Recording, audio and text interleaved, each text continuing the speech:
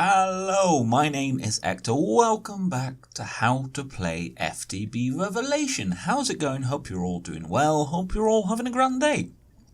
Last episode, we went over how to do some farming, and you can see I got a lot of farming done. That's quite excellent, and I've been using wood, and you can see it actually took a little bit of this eucalyptus, and it took a little bit of a tree that was here, and that is because you see. When this gets really big like that, it sometimes joins on to other trees, and the way this works is it will look for trees that are basically connected. So if it connects to any other sort of tree, it will harvest that as well. So you need to be a little bit careful about that. I didn't mention that last episode. So farming, we did crop farming and tree farming. Today we're going to be doing some mob farming. Okay. And to do this, we're going to be using this mod here, the mob grinding utils, which is great. Let's just put an @ sign in front of that. That gives some of these things. Now, there are different ways of doing this. There are different ways. You don't if you don't have this mod in your mod pack, don't worry, don't freak out. There are other ways of doing this. So. Well, actually, let's go over what we'll be using. We'll be using a mob fan, and that is to push entities. So any mobs, there you go, pushes mobs in facing directions and can be modified with the fan upgrades, and that is these. So let's have a look at this.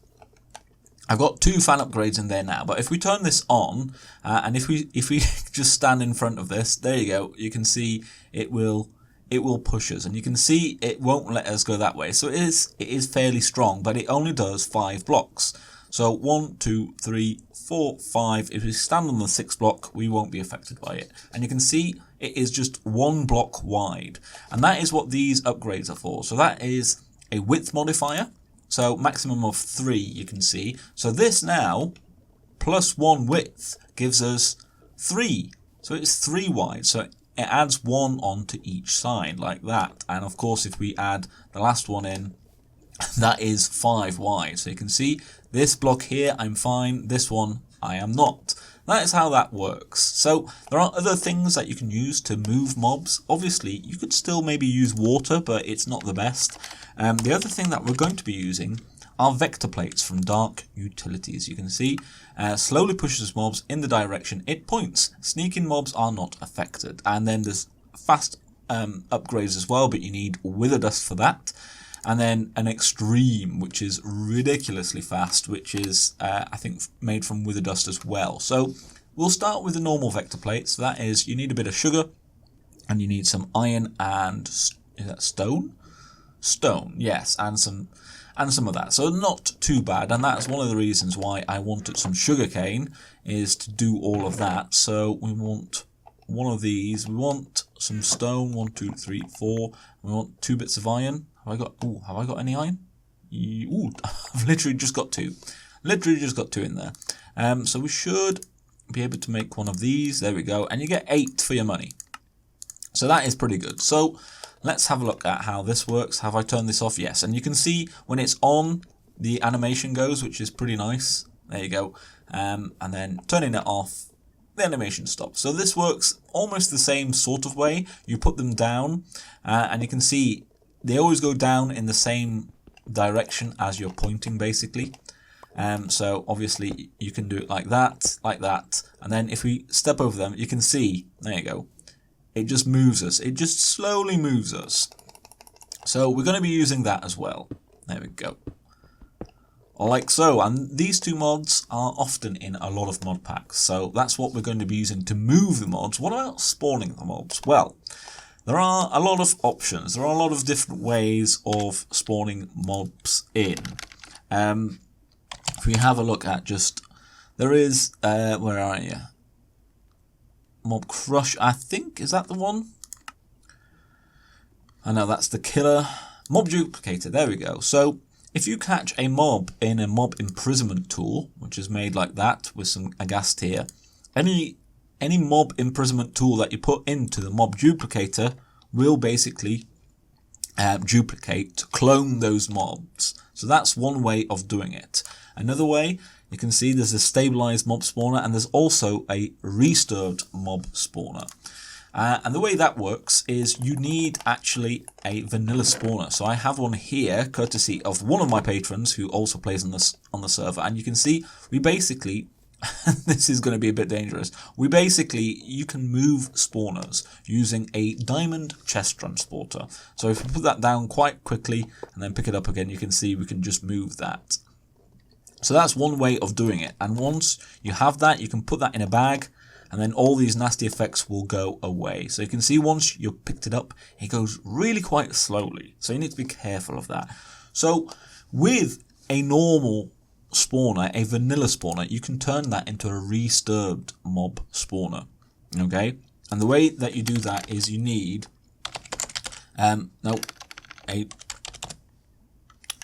on Hector. You need a drop of evil. Like that, okay? You need one of these.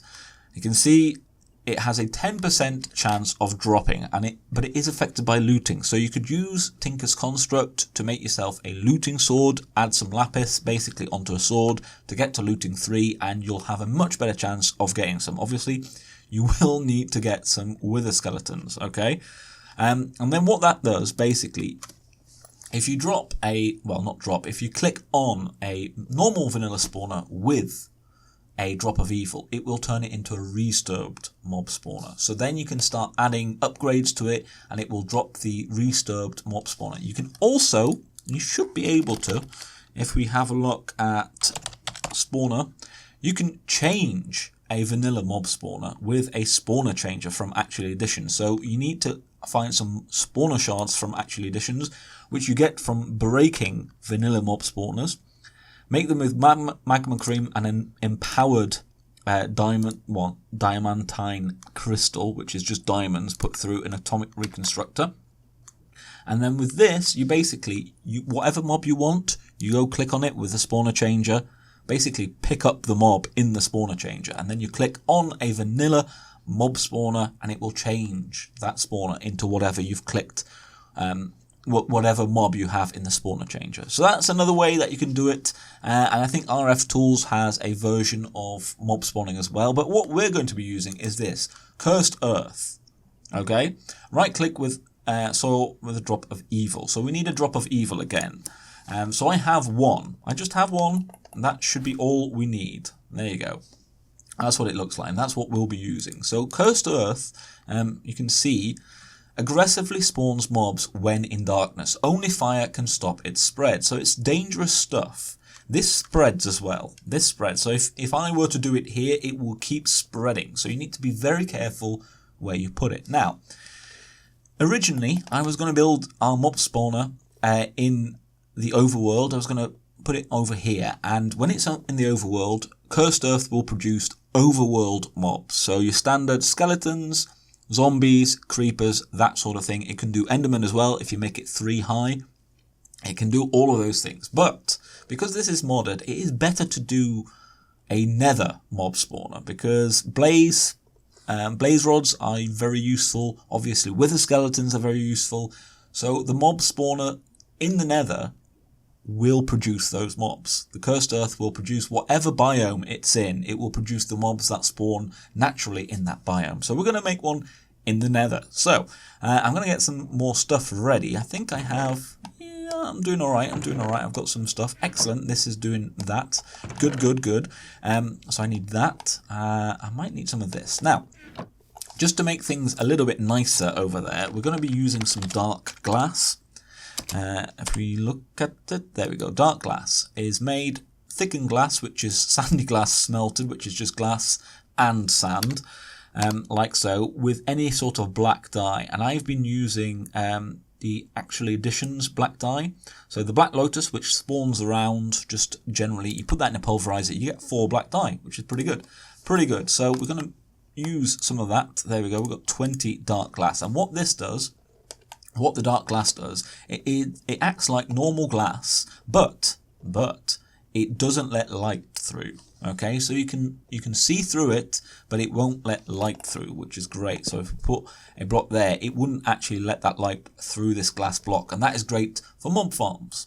So we know how we're going to move the mobs. How do we kill the mobs? There are, again, several options. One of the most common are spikes from extra utilities. So the wooden one, you can see there, reduces health to half a heart but doesn't kill, which is really great if you need some XP, or some drops are basically, the way it works is that, say for instance, a wither skeleton, it won't drop a skull unless it's killed by a player. Okay, so this would allow you to basically get player drops. So that's what the wooden one is good for. The stone and iron are basically, they would just kill and it won't be player drops. The golden drops, you can see it will, again, not player drops, but it will drop experience. So you can automatically get some experience. And then the best ones, mobs drop player kill only items as well. So you can see that's how you make them. It's not too bad. You get four of them. And you get XP as well with the diamond one. So that is a great one. That is a great way to do it. Industrial Foregoing and Draconic Evolution also have, they have blocks, basically, machines that will kill anything in, a certain range. So you could use those and power it with RF. But we're going to keep with the mob grinding utils. And again, here, there's some spikes here. You can see basic spikes will also drop XP. But we're going to go for the mob masher. The Mob Masher, Advanced Modular Mob Grinder, can be enhanced with Mob Masher upgrades, and this is why this is so great.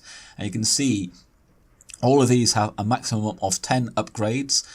You can add sharpness to make it faster. Looting you can add, which is brilliant. Fire aspect, smite, bane of arthropods, who cares about that, but it's there. And beheading, which is particularly good for wither skeletons. So we'll be upgrading that at some point, but first of all, we need to make one of these, and I think I need to make one of these. What am I missing? I'm missing some more of these, and wow.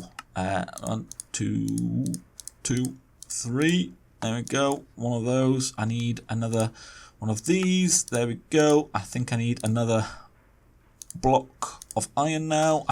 I'm missing some iron. I'm smelting some up as we speak. There we go. There we go. We can do it. We can do it. We can do it. Right. Iron. Bam. Bam. Let me do that. And then 2 more swords, I think. 2 more swords. 1, 2. Excellent. And we should be able to do this now. The Mob Masher. Excellent. And you will need, again, you'll need to activate it with a lever or redstone. So pretty great. Let's just have a quick look. So this thing is pretty lethal. Pretty lethal. Look at that.